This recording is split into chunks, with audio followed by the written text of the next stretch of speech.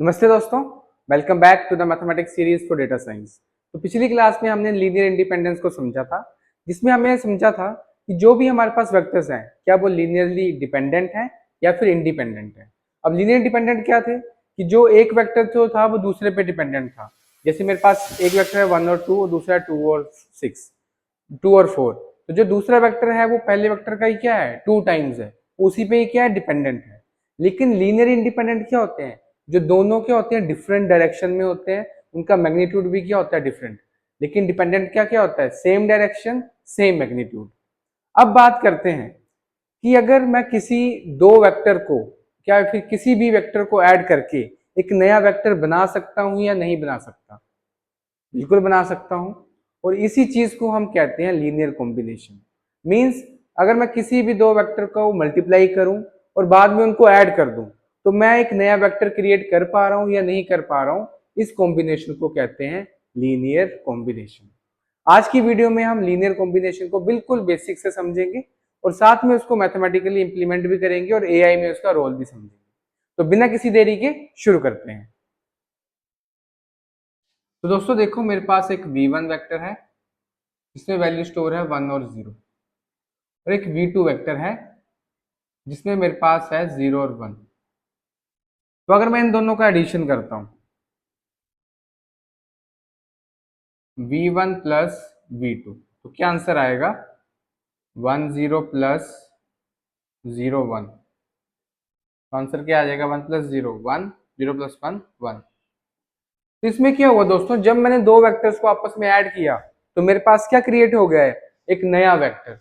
इसको हम कहते हैं लीनियर कॉम्बिनेशन। लेकिन लीनियर कॉम्बिनेशन जरूरी नहीं है हम वेक्टर्स का एडिशन करेंगे, हम मल्टीप्लाई भी कर सकते हैं। और मल्टीप्लाई से मेरा मीनिंग क्या है, एक तो हमने दो वेक्टर्स को ऐड करके एक नया वेक्टर क्रिएट कर दिया, राइट। अब एडिशन मल्टीप्लाई का मतलब क्या है, मेरे पास है मान लो 2v1, तो इसका आंसर क्या आएगा, 2 of 1 0 देन 2 और 0। और दूसरे वेक्टर से मल्टीप्लाई कर रहा हूं 3 को, 3v1, तो 3 इंटू 0 1, 3 0 0, 3 1 3। ये मल्टीप्लाई कर लिया मैंने, लेकिन मेरे को इनको ऐड भी करना पड़ेगा ताकि मेरे को एक नया वेक्टर मिल जाए। तो इनको ऐड करेंगे, 2v1 प्लस 3v2। तो क्या आंसर आया मेरा इसके पास, 2 0 प्लस 0 3। तो जब मैं इनको ऐड करूंगा तो मेरे पास आंसर क्या आ जाएगा, 2 3। तो लीनियर कॉम्बिनेशन की रियल डेफिनेशन क्या हुई, जब भी हम किसी वेक्टर को किसी वैल्यू के साथ पहले मल्टीप्लाई करते हैं और बाद में उन वेक्टर्स को आपस में ऐड कर देते हैं, तब हमारे पास एक नया वेक्टर क्रिएट होता है। इस चीज को हम कहते हैं लीनियर कॉम्बिनेशन। ठीक है। तो लीनियर कॉम्बिनेशन क्या है कि हमारे पास दो वेक्टर हैं, उन दोनों वेक्टर्स को हम डिफरेंट डिफरेंट वैल्यू के साथ मल्टीप्लाई करवाएं और बाद में उनको ऐड करवा दें। अगर मेरे पास एक नया वेक्टर क्रिएट हो रहा है, उस नए वेक्टर को हम क्या कहेंगे, लीनियर कॉम्बिनेशन। लेकिन ये जो मैं 2 और 3 लिख रहा हूं, ये है क्या, जैसे कि हमने लास्ट क्लासेस में एक फॉर्मूला पढ़ा है। क्या क्या फॉर्मूला था वो, C1 V1 plus C2 V2 is equals to 0। और C1 क्या है मेरा इसमें, और C2 क्या है, कोफिशिएंट्स। ये मैंने आपको लास्ट क्लास में भी बताया था। ठीक है। तो मैं क्या कर रहा हूं, कोफिशिएंट की वैल्यू को चेंज कर रहा हूं। जैसे अब मैं वैल्यू देता हूं कोफिशिएंट की, मान लो C1 की दे दी मैंने 3, C2 की दे दी 4।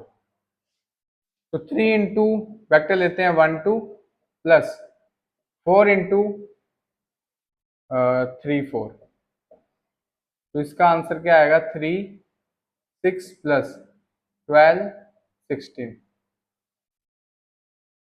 तो मेरे पास आंसर क्या बनेगा, 15 प्लस डिवाइड बाय 22। तो ये क्या बन गया, एक न्यू वेक्टर।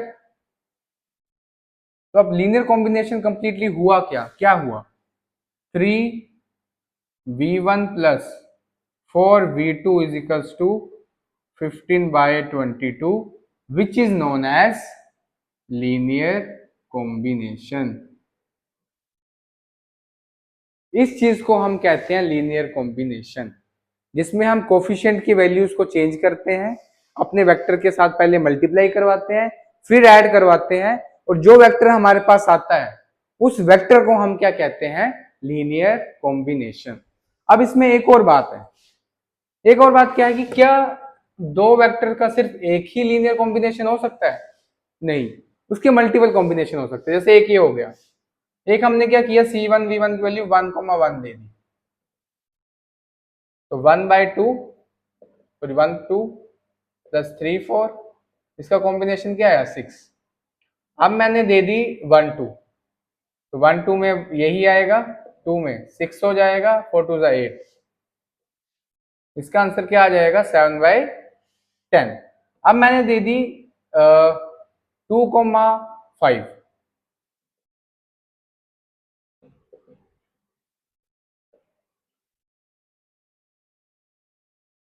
इसका आंसर क्या आएगा 2 4 प्लस 30, 5 6 40, तो इसका आंसर क्या आएगा 32 एंड 44।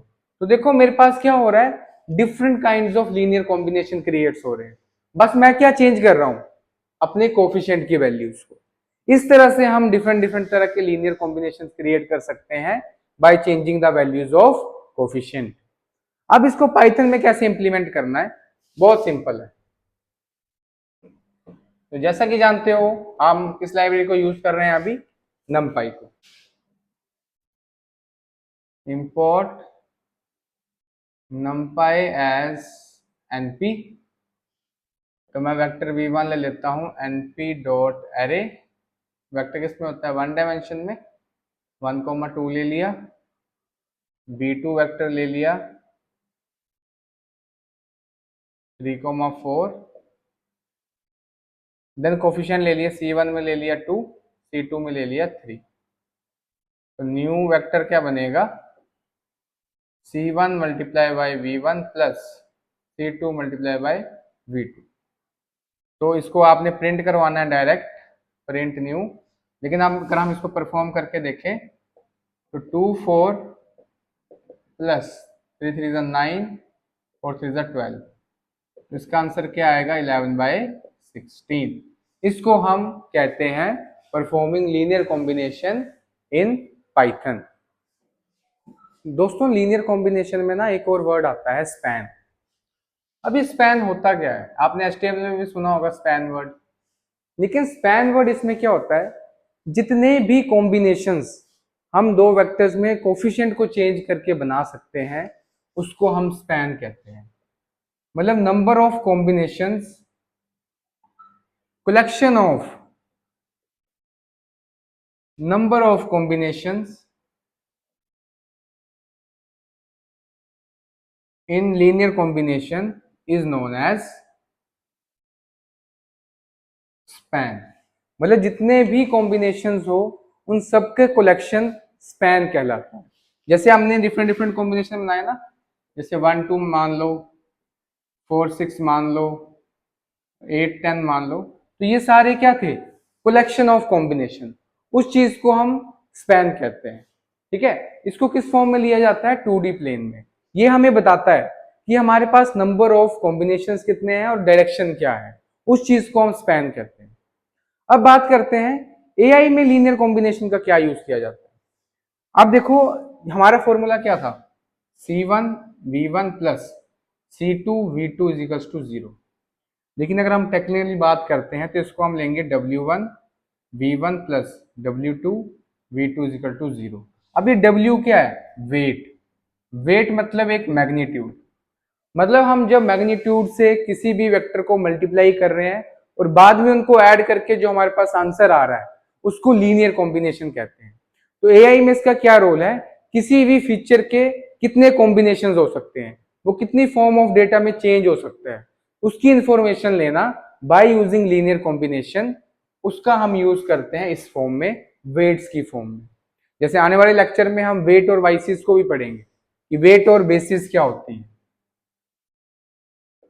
ठीक है, तो वेट क्या, एक मैग्नीट्यूड वैल्यू है जो वेक्टर के साथ मल्टीप्लाई हो रही है और बाद में उनकी वैल्यू आपस में ऐड हो जा रही है और वो एक नया वेक्टर क्रिएट कर रही है।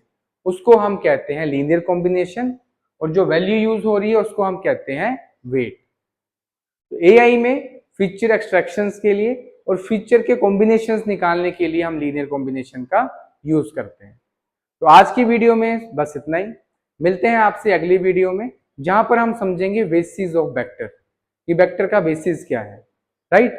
और अगर आपको ये वीडियो पसंद आई है तो इस वीडियो को ज्यादा से ज्यादा लाइक कीजिए, ज्यादा से ज्यादा शेयर कीजिए, और अगर आपने अभी तक चैनल को सब्सक्राइब नहीं किया है तो जल्दी से जाके चैनल को सब्सक्राइब कीजिए। और आप मेरे को भी फॉलो कर सकते हैं @उर्विश कश्यप इन इंस्टाग्राम। तब तक के लिए मैं मिलता हूँ आपसे अगली वीडियो में। Bye bye.